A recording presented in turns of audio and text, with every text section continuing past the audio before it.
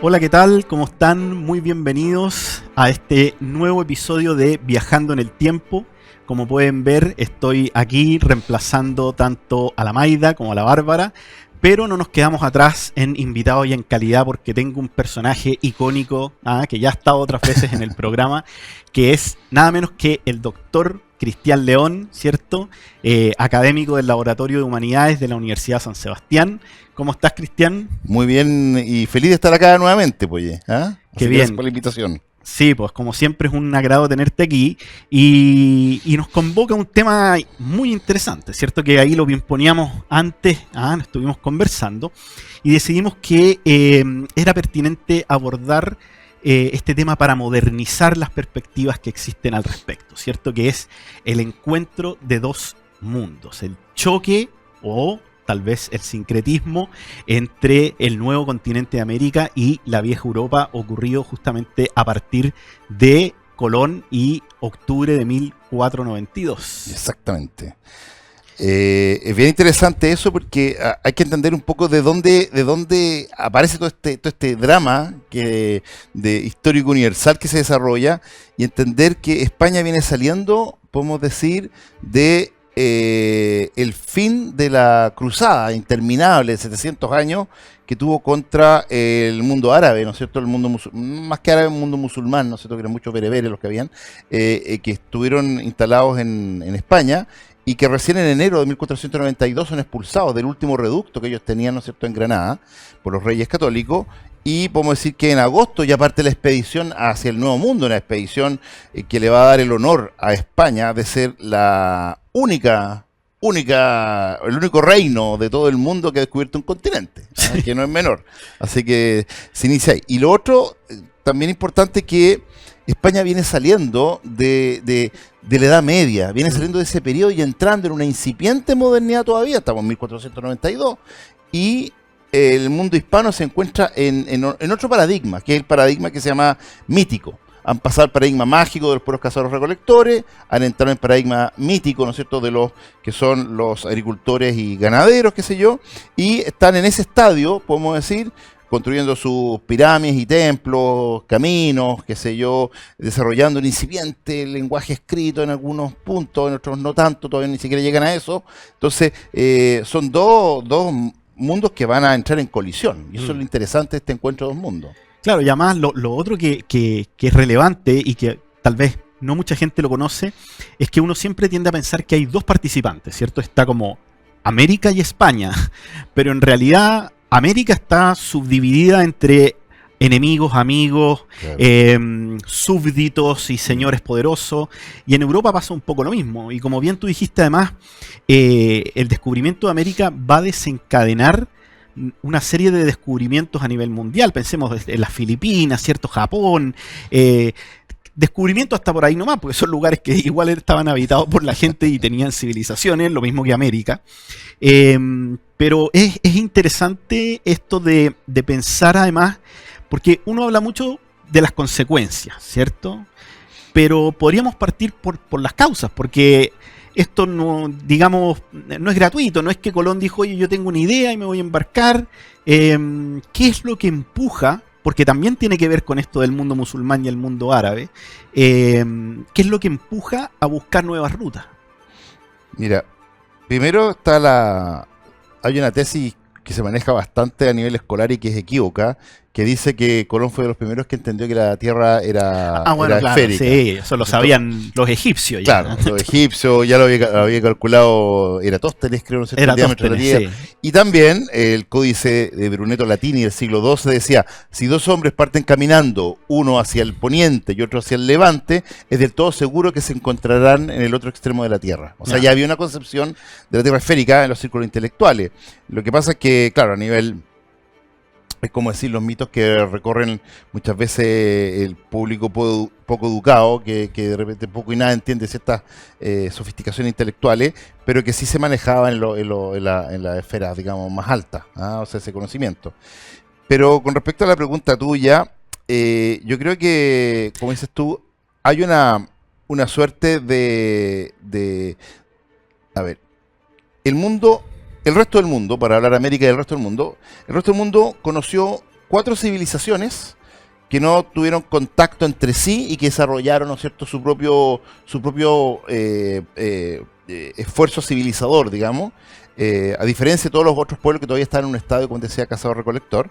Y eso fueron, ¿no es cierto?, la cultura de Sumer, la cultura egipcia, la cultura arapa en la India, ¿no es cierto?, y después la cultura china. Y América desarrolló 2 polos también que no tenían contacto entre sí, que también desarrollaron polos civilizadores, como fue Mesoamérica, ¿no es cierto?, y lo que fueron los Andes centrales, entonces en el sur, en Sudamérica. Entonces, eso configura 6 grupos, digamos, que donde surgió un poco todo este poder civilizador, pero no obstante no eran homogéneos y estaban muchos conflictuados entre sí. Había grupos hegemónicos, como por ejemplo los aztecas, que se dominaron el resto de los pueblos de las tierras altas de Mesoamérica y los esclavizaron. Por lo tanto, claro, la llegada de estos personajes que vienen del otro lado del mar, unos dicen... hablan de ¿cómo se llama?, de la invasión de América, y otros hablan de los de la liberadores liberación de América, digamos, claro. Entonces, porque para muchos fue liberadores, y en todo o sea, en Chile pasa lo mismo. Los mapuches era un pueblo, o los reches, no sé, que era el pueblo que dominó un poco esa zona, como se llamaban ellos, que después los españoles llamaron araucano. Era un pueblo que se había impuesto sobre el resto de los pueblos mapuches que estaban ahí, ¿no es cierto?, los afquenches, los picunches, los pehuenches, los huilliches. Y la verdad es que muchos lo vieron como liberadores y se unieron a los conquistadores. Entonces, sí, claro, esas tramas uno no las sabe y siempre ve una visión como única. Y eso ha sido un gran error por esa simplicidad, porque pensemos, por un lado, que en el currículum escolar, muchas veces estas cosas se pasan cuando uno está, no sé, en cuarto básico. Exacto, hay que simplificarla, claro, y resumirla. Y no lo vuelven a ver. No. Y se quedan con ese conocimiento, sí, de que la historia es compleja, es cambiante y es contradictoria, digamos, que tiene toda esa, porque la realidad es así. Es como cuando enseñan las civilizaciones antiguas que dicen primero viene Egipto, claro, después viene Grecia y después viene Roma. Se murieron los romanos y vinieron después los bárbaros germánicos, o que murieron los griegos y ahí llegaron los romanos, claro, ese tipo de... Pero lo que te quería preguntar antes de para explicarle un poco a la gente que ¿por qué el europeo sale en busca, cierto, de estas nuevas rutas? Es de alguna u otra forma en respuesta, cierto, a que después de la caída de Constantinopla, cierto, por el Imperio Otomano, el Imperio Otomano decide cerrar, como quien dice, para el mundo occidental cristiano, la ruta de la seda.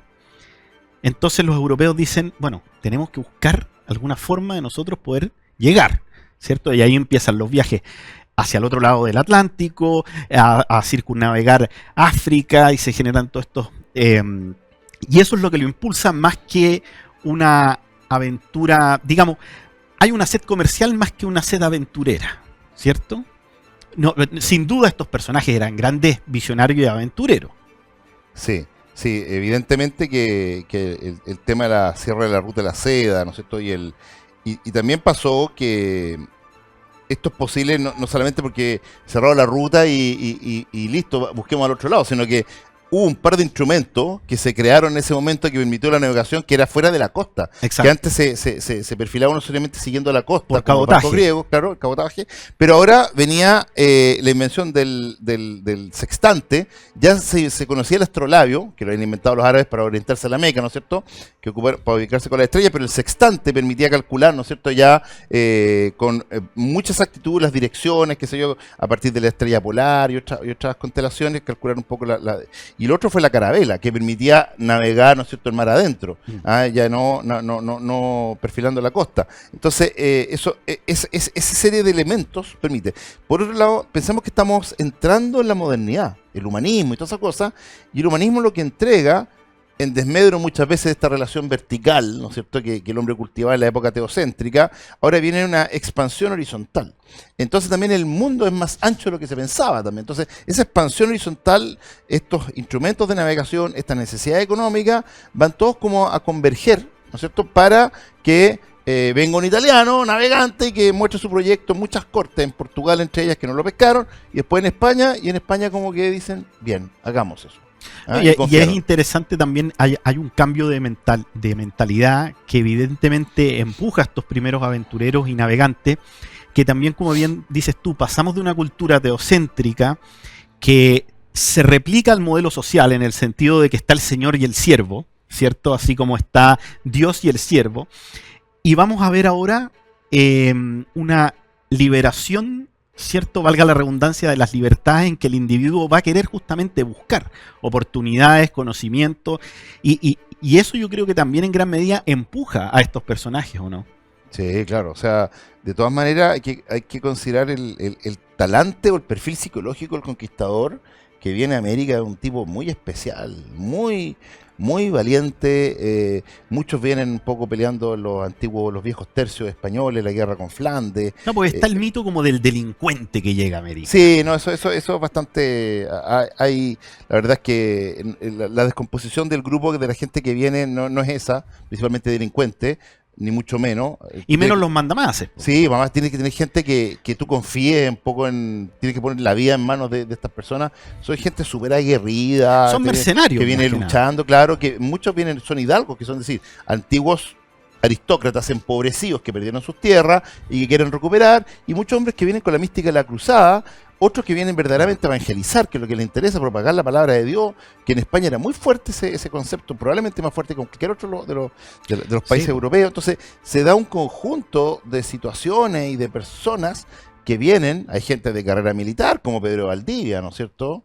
Que son, o como Alonso Rivera más tarde, ¿no es cierto? Que son gente que pelearon los tercios españoles, el mismo Francisco Aguirre, ¿no es cierto? Que uno no lo conoce tanto, peleó en el saco de Roma, y estuvo él con sus hombres deteniendo que los Landknechts, ¿no es cierto? Estos mercenarios alemanes entraran a un convento de monjes y las violaran. Él defendió, supone que era la fuerza de atacante, pero él entendía que no había, o sea, los criterios, los valores que había que tener. Yo creo que está en el subconsciente de todos Aguirre y la ira de Dios. Claro, Aguirre. Bueno, ese otro caso también, Aguirre, López de Aguirre, también otro caso tremendo, ¿no es cierto?, en América, y que curiosamente Alonso de Ercilla participó en la expedición para ir a buscar esa expedición. No lo encontró porque parece que murió antes López de Aguirre, pero fue en camino de búsqueda de esa expedición perdida, que desafía al rey, ¿no es cierto? Y se redeclara en rebeldía. Bueno, para entender un poco este choque, ¿cierto? Primero tenemos que entender cuándo se corta el cordón umbilical, aunque es más bien inconsciente, en el sentido de que nunca en la época que se colonizó América hubo un entendimiento, ¿cierto?, de un nuevo continente. Estamos hablando de hace 20.000 años atrás. Pero hay un minuto en el que se genera la aislación de ambos continentes, ¿cierto?, o de ambos mundos, por llamarlo así. Eurasia y África y América. Y se maneja ya digamos, una hipótesis, ¿cierto?, que ya ha quedado un poco en el pasado, de que este mundo queda primitivo, precario, mientras el otro avanza. Pero hoy en día se habla más de una divergencia, de que los dos mundos, de alguna manera, evolucionaron de acuerdo a las posibilidades que tenían y en pos de, digamos, el hábitat en el que estaban. Por eso finalmente terminan siendo tan diferentes una de otra.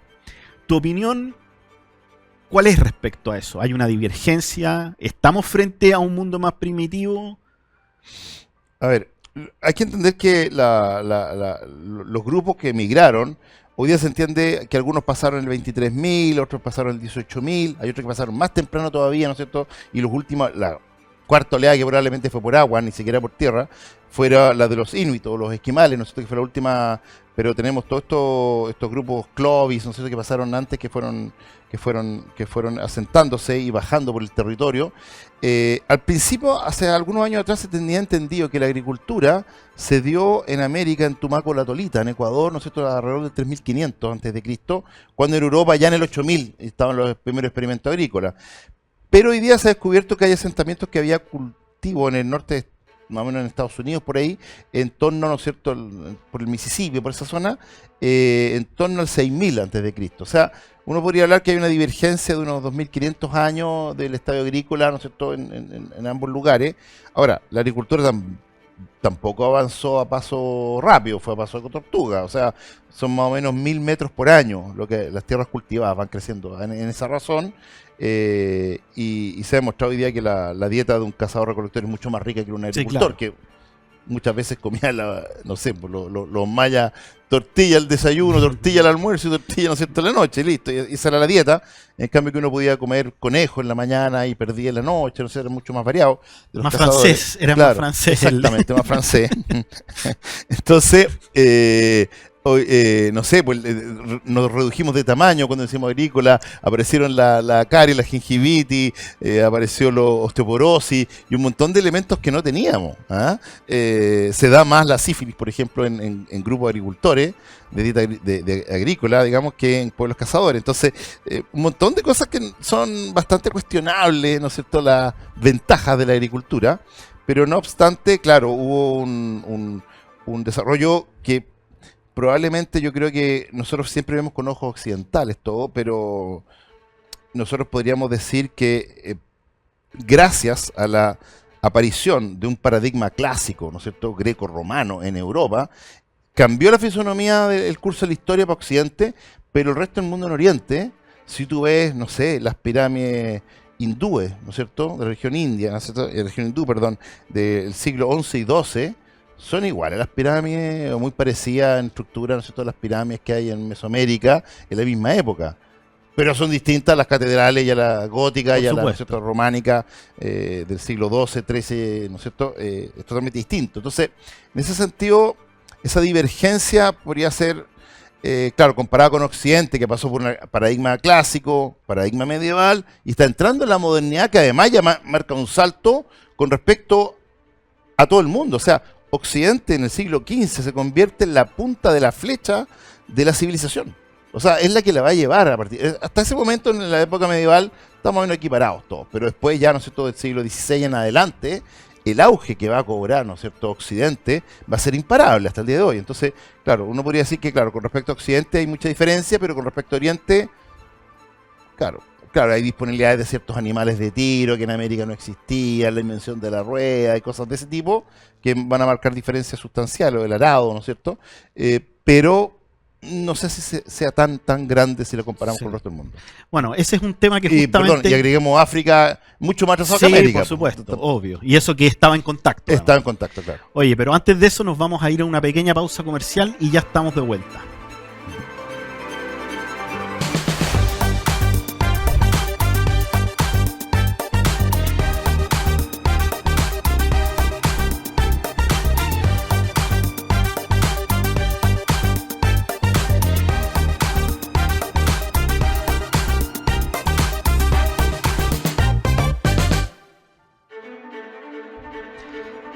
Ya estamos de vuelta aquí conversando junto a Cristian León sobre el encuentro de dos mundos, pero estamos un poco anticipándonos a qué es lo que genera tal impacto en este encuentro, y mencionaste un aspecto importante que yo creo que habla un poco justamente de esta divergencia. O sea, yo siempre he pensado que hay tres cosas un poco que van a definir la gran brecha cultural y tecnológica que se va a generar entre estos dos mundos, ¿cierto?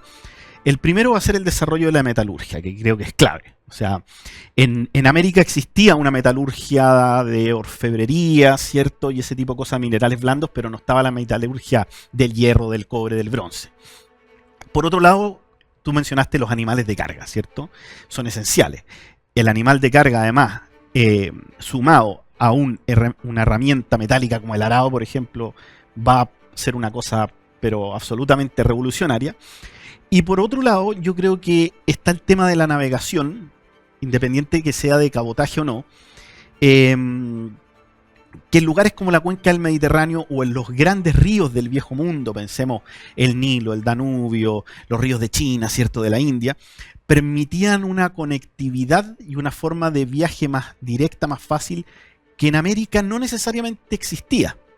Entonces tenemos dos continentes sumamente diferente, pero estoy hablando desde el punto de vista tecnológico, y tú como hombre, ¿cierto?, como doctor en historia del arte, y como hombre que investiga también la conciencia, ¿cierto? La evolución de las religiones, del pensamiento, de las cosmovisiones, ¿por qué es tan diferente, o mejor dicho, qué es tan diferente entre la ideología del ser humano del viejo mundo, del siglo XV o del siglo XVI, versus la ideología que, por supuesto, que un azteca, un maya y un inca no necesariamente compartían esta misma cosmovisión, pero sí tenían más puntos en común que con el español, ¿cierto? Entonces, ¿por qué se genera, o mejor dicho, cuáles son las grandes diferencias entre cómo ve el mundo el humano europeo del siglo XVI y el indioamericano del siglo XVI? Ya. Oye, antes de eso dijiste una cosa que me hizo pensar, pero pues interesante. Fíjate que tú hablaste de las comunicaciones, navegar los ríos, las carreteras, los caminos. Fíjate que hoy día nosotros estamos en un territorio continuo desde Alaska a prácticamente hasta antes de Punta Arenas por el estrecho de Magallanes, pero el territorio es continuo. Pero sin embargo no existe una carretera que conecte todo el continente. ¿Ah?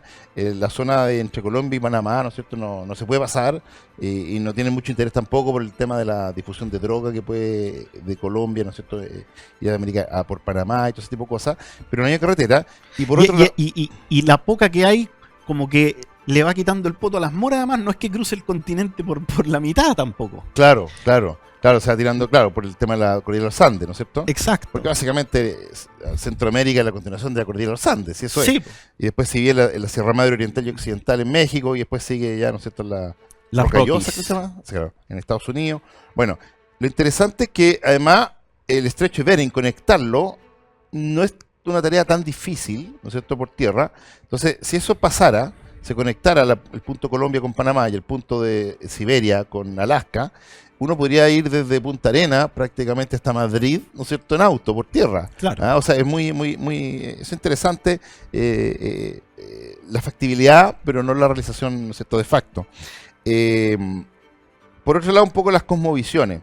Como te decía yo, el paradigma mágico, principalmente mítico, en que está inserto la cosmovisión, ¿no es cierto?, de los pueblos americanos. Fíjate que sigue la religión se articula en torno a que ellos adoran una suerte de efectos. La lluvia, la guerra, el sol, ¿no es cierto?, qué sé yo, esas grandes fuerzas de naturaleza que en Occidente, ya con los griegos, ¿no es cierto?, y después ya el desarrollo romano y después cristiano, entendió, ¿no es cierto?, que el genio griego un poco se dio cuenta que no se hacía una adoración de los efectos, sino que de las causas, ¿no es cierto?, de las causas primeras. Y eso pone en relación de que, por ejemplo, si para los mesoamericanos el sol es Dios, para los cristianos, podemos decir europeos, el sol es de Dios. ¿Se entiende? No es lo mismo. Sino que es una es consecuencia o es una criatura, ¿no es cierto?, del creador. Y por lo tanto, ese cambio yo creo que es súper interesante. En segundo lugar, yo creo que el pensamiento filosófico, la filosofía que se desarrolla en Occidente, marca otro tipo de pautas, ¿no es cierto?, el desarrollo de la lógica, muy fuertemente en Occidente, sobre todo con el desarrollo del sistema aristotélico tomista en adelante, contrario a lo que pasa en Mesoamérica, que es un pensamiento analógico, que piensa, ¿no es cierto?, en grado, no sé, qué sé yo, con imágenes como los símiles, en imágenes como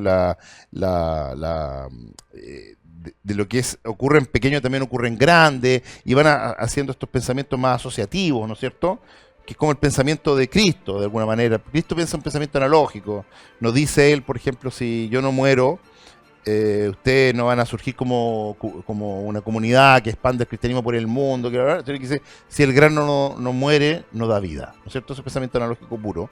Y el mundo americano piensa en esos términos analógicos. Entonces, claro, cuando vienen las carabelas, producto de este racionalismo, ¿no es cierto?, que empieza a desarrollar la técnica, la tecnología, qué sé yo, y llega acá, claro, en la mentalidad de los mexicas, en este caso, ¿no es cierto?, que ven frente a Veracruz, ¿no es cierto?, ven estas carabelas, ellos dicen, es Quetzalcóatl que ha vuelto. Exacto. Ha vuelto él, porque Quetzalcóatl, según, ¿no es cierto?, la historia, los relatos que se creen, parece aparentemente un vikingo que quedó, ¿no es cierto?, que su barco naufragó, parece que fue el único sobreviviente, el pueblo lo adoptó, como que lo quiso, le enseñó cosas, le enseñaron a él, construyó un barco y se fue prometiendo volver, ¿no es cierto? Y en esa promesa de este dios que iba, comillas, perdón, de este vikingo, pero que con el tiempo de la leyenda se pasó al mito, del mito de la religión, se convirtió en un dios, y él había prometido volver, ¿no es cierto?, desde Occidente. ¿Ah? Y era un hombre con cabellos rubios, barbados, grande, qué sé yo. Claro, y cuando llega Gómez de Alvarado con Cortés, ven a este tipo rubio de 2 metros y dicen, este es Quetzalcóatl, ¿no es cierto? Quetzalcóatl. Entonces ahí, bueno, empieza toda Bueno, y ahí también se descuelga un mito urbano medio burdo que dicen como, claro, que el indígena americano pensaba poco menos que el español montado era un centauro, y yo siempre he pensado que es una caricatura poco agraciada del americano nativo, ¿cierto? En el sentido de que en el mundo mexica, en el mundo maya, en el mundo tolteca, digamos, existía la filosofía, existían o sea, los tipos sabían, si bien nunca habían visto un caballo, entendían que había un animal, o sea, una persona montada arriba de un animal. A lo que voy es que duele un poco esa imagen tan infantil del indígena que no entiende lo que está pasando. Y el mejor ejemplo de que eso es medio mentira es justamente digamos, espacio en el que se alían algunos pueblos con los españoles porque entienden que esta es su oportunidad justamente de liberación. Entonces, creo yo que se ha instaurado un poco esa imagen del conquistador que se aprovecha del indígena desvalido. Y tú bien dijiste al principio, eso no fue tan así. Sí, lo que pasa es que a ver, hay que entender que sí hubo un desconcierto inicial. Por supuesto. O sea, ver estos tipos montar unos caballos que y de ambas partes, nunca, yo creo. Con armaduras relucientes, con estos arcabuces que sonaban, estos cañones o bombardas que tenían estos estruendos y que mataban a distancia. Ellos al principio les causó desconcierto, obviamente, y un terror, podríamos decir, metafísico. Pero esto duraba la primera semana. O sea, ya el momento que lo vieron desmontarse el caballo y caminar igual que nosotros. Y tener que ir al baño. Claro, y tener que ir al baño y todas esas cosas. Y que eran ambiciosos, y que no eran ningunos dioses, sino que eran tan probablemente dados, ¿no es cierto?, a fallar y a cometer, ¿no es cierto?, errores, tal como ellos. Básicamente esa sorpresa inicial descubrió poco, claro. Lo que pasa es que también, como te decía yo, es un hombre, es un tipo de hombre de una fuerza que en el comienzo de las hostilidades, hay libros que relatan, por ejemplo, con los araucanos, que cuando se enfrentaban, ¿no es cierto?, 50 españoles contra, 50 indígenas por español, los españoles encontraban que la pelea era más o menos justa. Por ejemplo, el problema de Pedro de Valdivia, que tenía 37 hombres, que se enfrentó con... Era una proporción de 500-1, o sea, no tenía nada que hacer ahí, ¿no es cierto? Con Lautaro, claro. O sea, de hecho, los batallones, la sexta oleada, que era la última que le quedaba a Lautaro, de batallón refrescado, ¿no es cierto? Porque ellos pelearon oleada sucesiva. La verdad es que los españoles la primera oleada la barrieron, la segunda también, la tercera a duras penas la contuvieron, ya la cuarta están agotados, pero igual ya ya como que no querían más, ¿no es cierto? Y de repente ya viene una quinta, resiste los pocos españoles que quedaban, y viene una sexta, y ahí Pedro Valdivia le dice, caballeros, ¿qué se supone que hagamos? Entonces le dice un hombre que está al lado de él, le dice, ¿cómo que íbamos a hacer? Sino que peleemos y que muramos, le dice. Claro. ¿Ah? Porque eso es lo que hay que hacer, no queda más.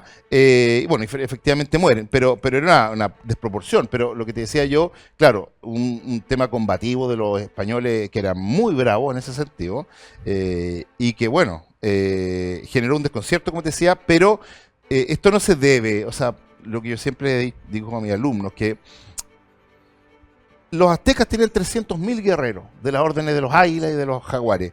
Basta que ellos caminaran contra los 150 o 250 españoles que tenía Cortés y lo aplastaran y listo, se acababa Entonces no se entiende, no podemos entender y explicarnos la conquista de América por 250 hombres, ¿no es cierto?, por mucho caballo, bombarda y arcabuces que tengan, contra estos 300.000 guerreros, ¿no es cierto?, que eran de profesión guerreros. Hay, ¿no? No hay eran- una trama de intriga política que no se suele contar. Claro, que eso es lo que te digo. ¿Te fijáis? Y eso justamente habla también de la complejidad política de los pueblos que estaban acá, que en cierta medida, como bien dices tú, no era que fuera una ola humana y un tema de fuerza de 1 contra 1 o de 10 contra 1, sino que más bien se planteó en un principio una alianza.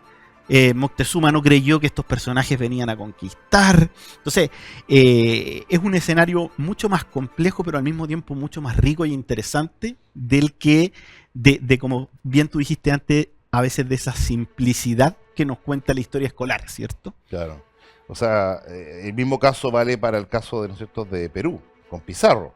Pizarro era todavía más miserable, de 100, quizás máximo 150 hombres con 27 caballos, un par de cañones y 10 arcabuces, no sé, una cosa así, contra el ejército, ¿no es cierto?, de los incas, de Atahualpa, que acababa de ser vencedor. Y uno no explica que, claro, dice que los atacaron los españoles a donde estaba el Inca Atahualpa, lo tomaron preso y se desbandó un poco el... Claro, pero también hay que considerar otros temas, que estaban todo el ejército de Huáscar, que era el hermano que estaba recién derrotado por Atahualpa, ¿no es cierto?, y que se unieron a los españoles a fin de recuperar Exacto. Cusco, ¿no es cierto? Entonces, todas esas cosas uno esas tramas como que no las cuenta, o lo que pasó, ¿no es cierto?, en México, que los tlaxcaltecas, los totonacas, ¿no es cierto?, los huastecas y un montón de pueblos Todos que se sumaron. estaban absolutamente cansados, ¿no es cierto?, de que estos aztecas sacrificaran Del 20.000 señorío. hombres, estos señoríos, ¿no es cierto?, 20.000 hombres prácticamente al año, según las fuentes más pro-aztecas y más conservadoras, otros dicen que son 150.000, yo no lo creo, pero 20.000, pero ponle 20.000. En las guerras 80.000, floridas y los 20.000. sacrificios. Con 20.000 tú no te alcanzáis ni siquiera a No, repoblar claro. la población Era un original, o sea, exterminio, los nazis era un- quedan chicos. Exactamente. Entonces, en ese sentido, como te digo, son otras causas que muchas veces Sí. se ocultan, se callan y que podemos entender ya con una lógica mucho más madura y con honestidad intelectual, entender que el proceso fue un proceso para muchos liberador de un Exacto. pueblo, ¿no es cierto?, que estaba oprimiendo en este caso al resto de las Eso etnias. no significa que las consecuencias hayan sido otras. Así que, Sí, o sea, pero bueno, antes de tocar ese tema, tanto de las consecuencias humanas como naturales, vamos a ir a una pequeña pausa y ya volvemos.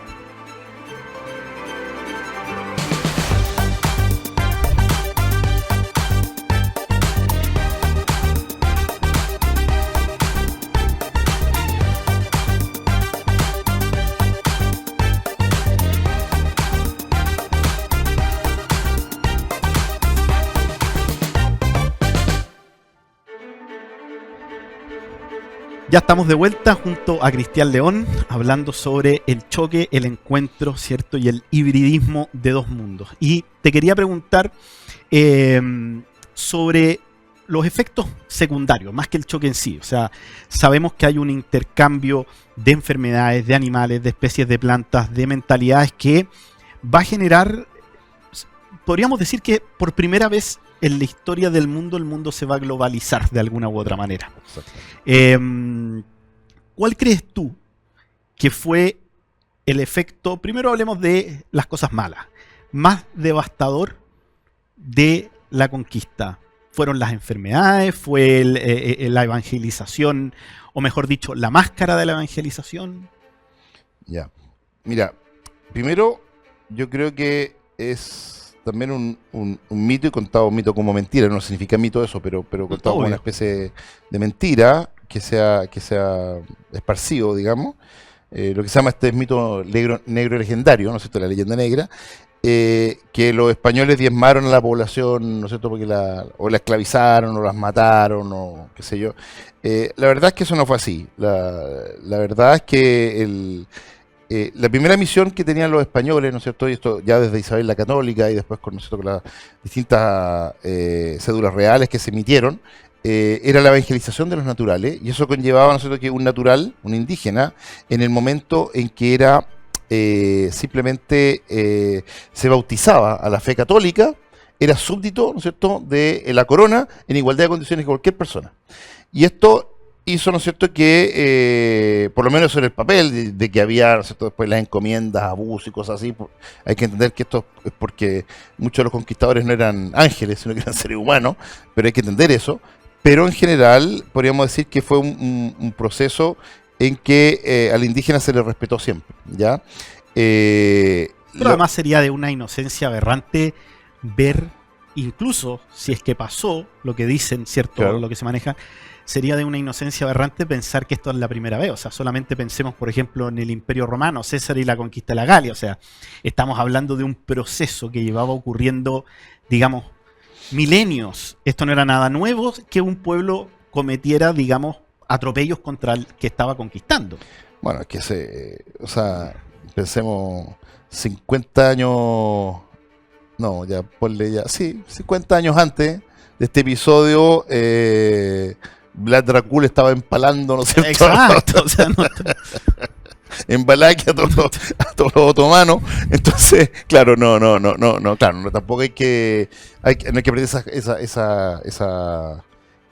uno de los grandes errores es jugar con el presentismo famoso, ¿cierto? Los acontecimientos del pasado. En segundo lugar, se ha dicho de que hubo una mortandad y una baja de la población indígena muy grande en América hispánica.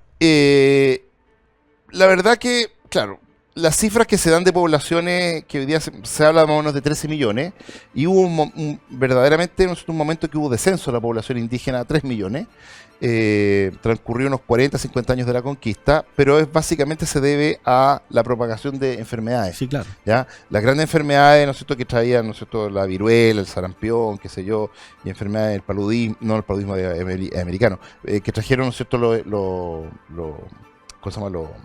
Los españoles.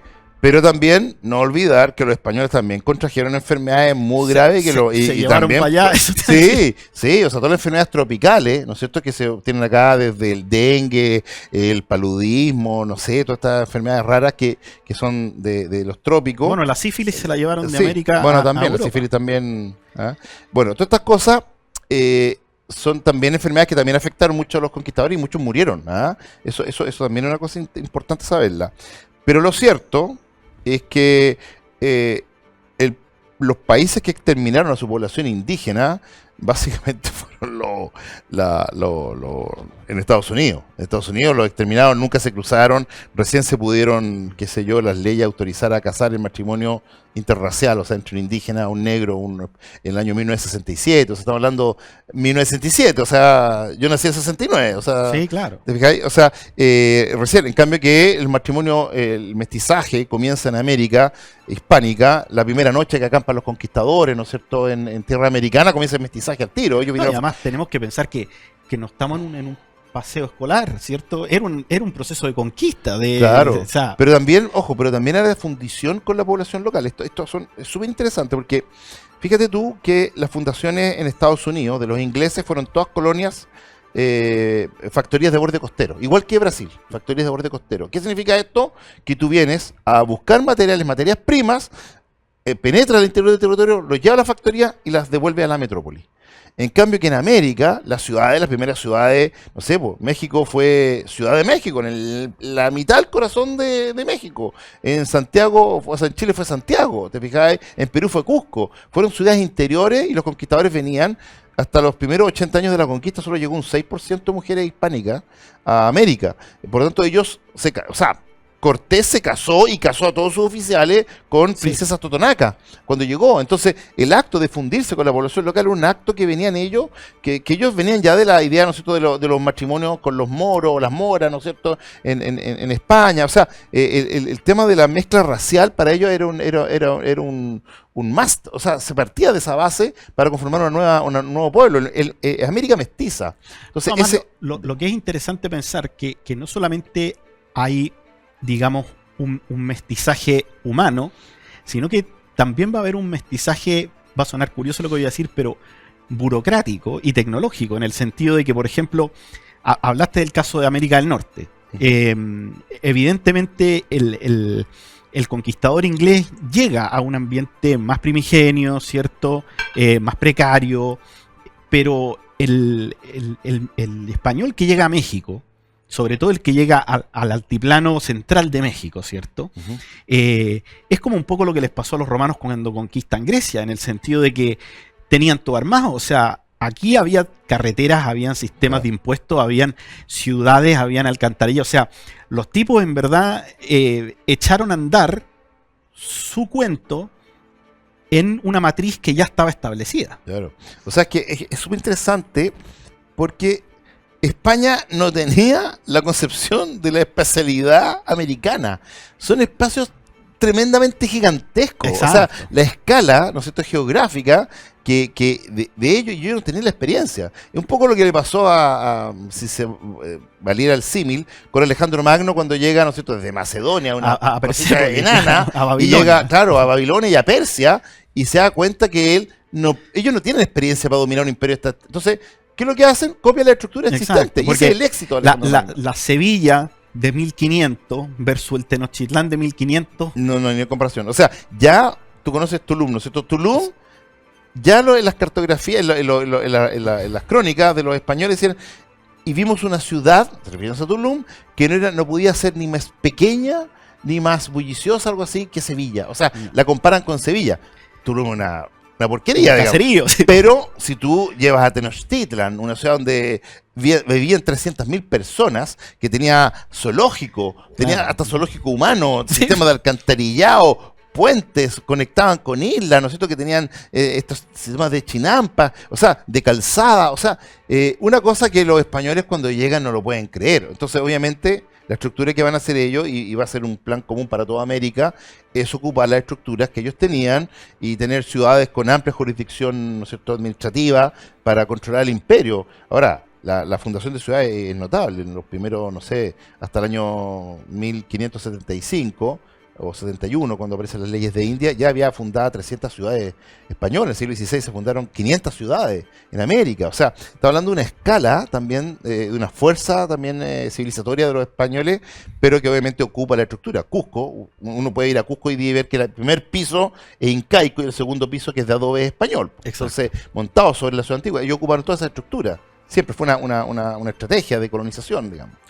Oye, y te quería preguntar por el tema de las influencias artísticas y del sincretismo, porque una de las cosas, sobre todo que se ve mucho en Chile, ¿cierto?, que se habla del arte colonial, de la mezcla, ¿cierto?, del arte sacro español con el arte indígena, y creo que es algo súper interesante lo que ocurre en México, y mi pregunta es, toda esta cultura religiosa que existe en México, en Perú, que nace justamente a partir ya del siglo XVII en adelante, es producto del arte. El arte nace producto de un sincretismo religioso. Son dos cosas que van en paralelo.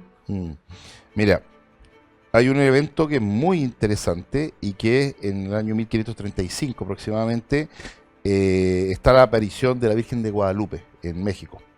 La Virgen de Guadalupe aparece en el Tepeyac.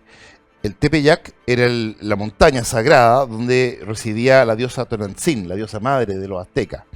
Entonces es muy interesante que esta diosa, o sea que esta virgen, la Virgen de Guadalupe, que no es una virgen indiana, tampoco hispana, sino que una virgen mestiza, no sé, que está embarazada, viene con una idea, ¿no es cierto?, que la que transmite, que básicamente ya no es el hombre el que debe morir por su dios, como en el caso de los aztecas, ¿no es cierto?, sino que ahora es Dios mismo el que muere por el hombre. Ese acto que ya había pasado en Occidente, ¿no es cierto?, cuando Cristo muere, que se terminan prácticamente todas las corrientes sacrificiales del mundo, que se sacrificaban desde animales hasta humanos, ¿no es cierto?, depende de los pueblos que uno vaya visitando, se acaba porque ya el que Dios muera por el hombre, ya no existe sacrificio más grande. Y se acaban las corrientes sacrificiales. Y esto va a pasar en América también.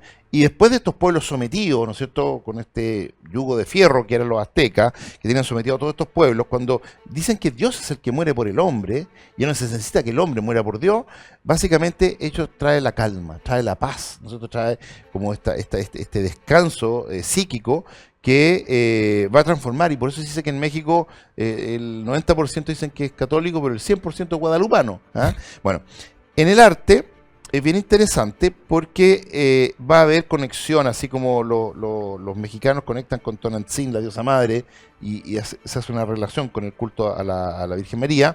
En Sudamérica también con Mama Ocllo, ¿no es cierto? Que también y la Virgen, y estas vírgenes con formas de montaña, ¿no es cierto? Telúricas, ¿no es cierto? De volcanes, que se transforma en la Virgen, qué sé yo, y que empieza a haber este culto. Es súper interesante porque la verdad es que fueron muy receptivos los indígenas a este Dios que era misericordioso, ¿no es cierto?, que daba la vida por sus amados, ¿no es cierto?, que llamaba a sus discípulos amigos, y este tipo de cosas que la verdad que generó una conversión bastante masiva, y había pueblos que fueron muy dóciles a recibir la palabra de Dios, ¿no es cierto?, otros pueblos que eran más belicosos, como los araucanos, ¿no es cierto?, que sacrificaron algunos, como el padre Mascardi, ¿no es cierto?, en Arauco, pero en general podemos decir que fue una conversión bastante masiva, y fueron muy receptivos. Aparte que yo creo que la estrategia evangelizadora de los jesuitas y de los franciscanos, de predicarle la lengua original de ellos, ¿no es cierto?, a través de una inculturación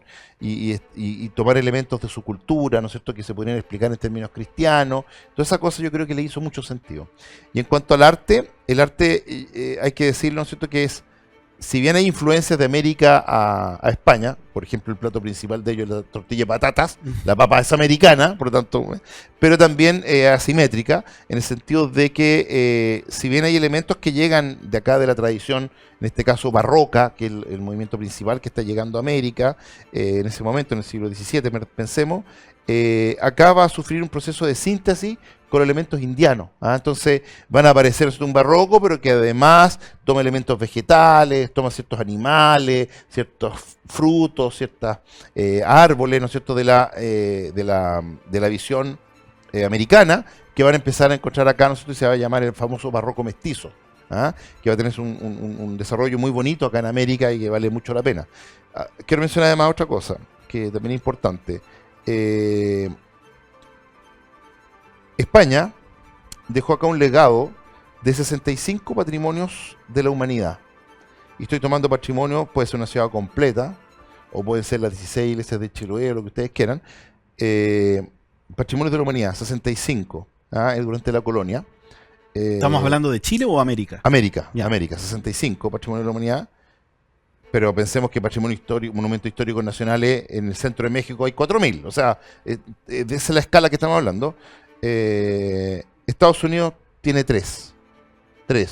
Y son, por razones de la casa de George Washington, no por su arquitectura, sino porque vivió George Washington, digamos, el tema del Parlamento Federal, ¿no es cierto?, ¿cómo se llama?, de Filadelfia. ¿En Pensilvania? Yo creo que Filadelfia, no estoy seguro, que es porque ahí se firmó, qué sé yo, la Constitución, no sé qué cosa, pero son por actos, pero así, no por edificios en sí, digamos. O sea, el patrimonio es contundente, el legado, ¿no es cierto?, material, 31 universidades, ¿no es cierto?, imprentas, bibliotecas, colegios mayores, es decir, la labor cultural que se hizo, que se desplegó en América, es una cosa que no tiene comparación ni parangón con ninguna, ni siquiera con los procesos de colonización que hubo en África, y en India o en China en el siglo XIX, ¿no es cierto?, por las potencias europeas, que no dejaron nada, prácticamente nada. No hicieron caminos, hicieron hospitales, se hicieron líneas de tren para ir a las minas, para sacarla, a llevarla al puerto, embarcarla, ¿no es cierto?, a la metrópoli, pero no hubo ningún enriquecimiento, digamos, de las comunidades originales, autóctonas, ¿cierto?, de esos lugares donde produjo la colonización, ni siquiera en el siglo XIX. O sea, la labor es contundente, la verdad. Eso. Oye, este tema da para mucho y vamos a tener que hacer un segundo episodio sin duda, pero lamentablemente se nos ha acabado el tiempo, así que te quiero dar las gracias, Cristian, como siempre, por acompañarnos en tan interesante programa. Antes de despedirnos, quiero que le comentes así brevemente a la gente sobre tu revista, Ars Magna. Ya. Nosotros tenemos una revista que se llama Ars Magna, que la pueden ubicar, ¿no es cierto?, en ars-magna.org, que es una revista digital de artes y humanidades que toca varios temas. Tiene temas, ¿no es cierto?, de literatura, de arte, ¿no es cierto?, pictórico, escultórico, arquitectura contemporánea, tiene patrimonio, tiene historia, filosofía y cultura cristiana. Y esos temas, ¿no es cierto?, se desarrollan, así que siempre se invita a muchos profesores, académicos y escritores, ¿no es cierto?, a sacar esta revista, que es gratuita, por eso les decía que es ars-magna.org, que además de la revista, que es de aparición trimestral, tiene varias secciones súper interesantes, que hay videos, clases y cosas, digamos, que ustedes pueden ver. Así que los dejo totalmente invitados a que visiten la página, que es maravillosa. Así es, pues nos estamos viendo. Muchas gracias a todos por acompañarnos.